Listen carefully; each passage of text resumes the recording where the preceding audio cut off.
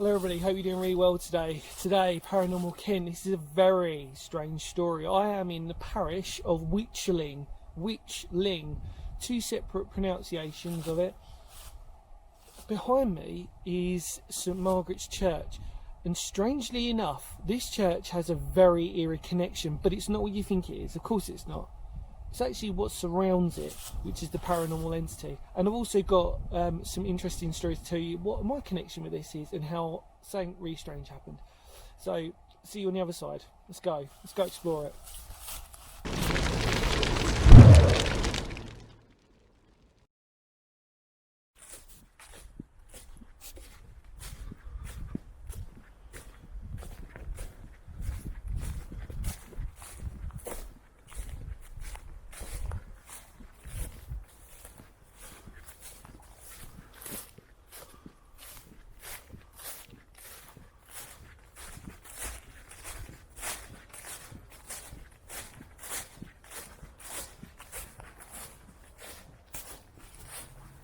Hello everybody, so this is quite an interesting ghost story, or it's not really a ghost story actually, it's more cryptozoology, but it sort of covers under that sort of paranormal spectrum. Now, like I said, we're at the strange village of parish of Wychling in Kent, along the beautiful Faversham Road, which is in front of us in this gorgeous countryside. And yeah, it's absolutely stunning. Got a great day to pick for you today, so I'm going to sort of hold fire on the paranormal side of the story to begin with, because there's not really much to say, but it's very interesting. But what I wanted to do is sort of give you a little bit of brief history whilst we're here as well. So it's not only a paranormal video, but it's also a spiritual, it's a historical one as well. Now we're in the graveyard, and I wanted to sort of take you to this first before I sort of show you the church that's behind me, and I'll tell you about that. But here's some sarsen stones that you can see. They've don't normally sort of see sarsen stones, especially with plaques on them. Plaques. It's the Maya family. Maya. Sorry if I apologise for the pronunciation. But if we carry on going a little bit further down, I don't really want to sort of tread on anything too, sort of anything too damaging, but I'm following the path, as you can see. There's remnants of the outskirts of the boundary of this church that's here, but it's this church itself which is the most incredible. It's so beautiful, and it's so sort of, out of the way. So the history of this church is that it was originally dated towards Norman, but they reckon that it's St Margaret's Church, by the way, just want to get out of the way. It's a Norman church. They reckon it could have been earlier, on an earlier site, possibly Saxon, but most of the stuff that you see here actually predates to it mostly being rebuilt towards the Victorian time. So actually, although its origins stem from Norman, even Saxon, they reckon, it actually, most of what you're seeing, and then most of what you'd see on the inside, is actually sort of got more Victorian connotations, which is quite interesting, because that means that it's the design of it is slightly more unusual, especially for sort of periods around where we are in Kent as well, normally. So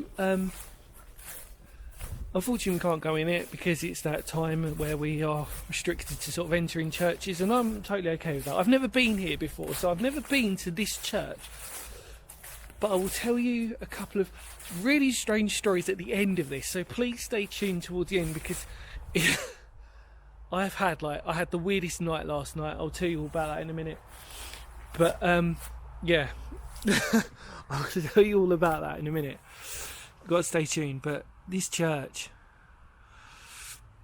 now, However, it's these woods that we have come to see, and the grave site that's around here. So let's begin our ghost story, or our story of ghostlyishness. It's quite good actually, because I'm sort of standing behind the church. In 2003, a group of around 4 people, I think it was, they may have been paranormal investigators, not 100% sure, came to the church on a night, and you can imagine how eerie it is, especially although you can hear the main Faversham Road bellowing out at the moment with cars. You can imagine at night it's quite creepy and eerie, which will come back to another story at the end for me. What they noticed was, or what they'd witnessed, was in here and around the graveyard. So not directly in the church, or actually part of the church. In here would have been, or is still, part of the original Wichling Doomsday Village, or part of its Black Death past. Now they reckon that through archaeological digs and everything else, they reckon that the potential hub of the early medieval village would have been surrounded in this woodland and all around. Although there's not much of Wichling left. In fact, it's actually more countryside than just farmhouses, which is another very interesting thing in itself. But what these people witnessed at night was they witnessed these like sort of creatures, I suppose would probably be the best description, with red eyes, and they were dancing in between the grave. Now I could over exaggerate that, however this is what was obviously I'd read, and they were dancing in between the gravesite, and they were coming out of the wood. Now the woodland is only one side facing, because in front of us is the field, farmer's field, and on the farmer's field on the other side. And what's really interesting about this historically is because in there, that is actually where the original village may or may not have 100% been. Now the reason why I say that is because they did find finds, like I said, of the village. Doesn't necessarily mean that the whole community was situated in there. Red-eyed creature dancing in between these graves and all around the woods. But what's really interesting is this. We're going to have a quick walk into the woods. You can imagine on a dark night how eerie and haunted this is, and the sort of track land of, it's just got that sort of very sort of generic sort of haunted woodland feel to it. Now, I swear I just had a dog. In this woodland, there's been numerous reports of very strange activity going on, and it's mostly been with red eyes or red lights, red glowing lights, associated more with creatures, strangely enough. Not necessarily a sort of what we'd call a spectral image, but more to do with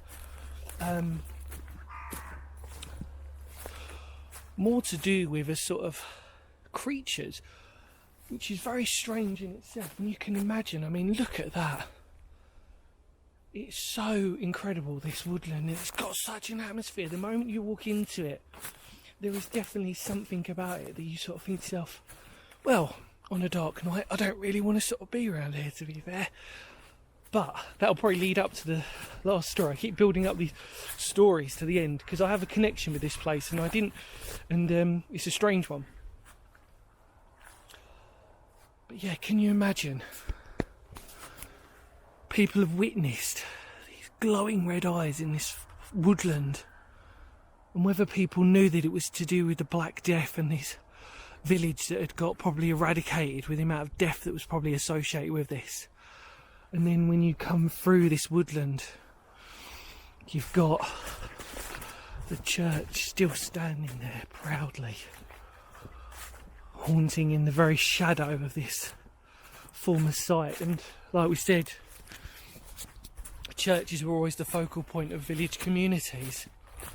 So you've got to imagine that this church had got some form of sort of history that we can't even imagine or begin to imagine the pain and the anguish of people who've passed away here and everything else associated with it. And the moment you sort of get into these woods, there is definitely an atmosphere towards it. But yeah, how incredible. So those red eyes, that paranormal entities that lurk within this woodland. And it's a reasonable sized woodland. And I can tell you from experience, it definitely doesn't feel right in here. Anyway, right, I need to tell you my personal story, so let me get out of here and I'll explain to you more of this paranormal sort of story that I need to explain to you about. That was very odd that happened to me, so stay with me and I'll talk to you about it when I get out. But yeah, very creepy. And as I turn round the church, right, let me talk to you. Okay everybody, so I want to tell you a couple of really strange stories that are associated with this place that I've had. One of them happened really weirdly last night. Now, I've never been here, but I know the road, Faversham Road, really well. And something strange happened last night. Now, normally, I planned this in advance, knew where I was going to go, etc, etc today, and it was kind of like one of them things of like, right, okay, I'm really excited because I've never been to this church, and even though it's not open, it's okay because the paranormal stuff, as we sort of said, is surrounding this church. And I don't normally get nightmares, and it was just a bit, I just thought I'd share it with you really. I know, like I said, there's a lot of sceptical people out there, but I don't normally get nightmares. I especially don't get nightmares the day before an explore or anything to do with that. It's like, it's not even, I don't even think I've had one, to be fair. Definitely not of note. And so last night I went to bed, and I swear to you this was true, but not only do I swear to you this was true, it's kind of come as a bit of a shock. In fact, I'll probably show you this in a minute. Last night I had a dream, and it was a dream that it was a nightmare, and it was associated with this place. Now, bearing in mind, I've only seen a couple of photos of the actual church itself. I've actually seen photos of the interior of the church as well. So all the nightmare was that I was sitting on a bench outside of the church. Now, you're probably thinking, well, yeah, of course there's going to be benches outside of the church, etc, etc. Now, there's two benches here, but not only are they right next to the church, they're both to the side, and they're both right next to it. Now, normally sometimes you get benches anywhere, and then they could... Anyway, I'm not trying to speculate too much into that, but my nightmare was that I'm sitting on this bench, and this guy comes up to me, and he's talking to me about the history of this church. But as he's talking to me, his face starts to change, and it really, really freaked me out. He sort of turned into this, like, his face basically started to melt as he was telling me about the history of this, and I was completely scared. I was scared out of my mind, and I was like, what? And then I woke up, and as I woke up I was in a cold sweat, and it must have been about sort of 2 o'clock in the morning that I woke up. What I didn't know is that there is a bench that looked pretty damn similar to the one that I literally sat on in my dream or in my nightmare. But it was so scary. This guy just sits next to me, and he starts telling me about the history of this place, and he's telling me his face is starting to melt, and it was just like, whoa, that's not good. And I woke up, and I was so scared, and I woke up. But it's never happened to me before, ever.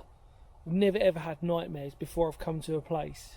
And you've got to imagine, I've been to abandoned buildings and everything else, never had nightmares. But for some strange reason, this place, there's just something about it. And then the second story that I need to tell you is really interesting.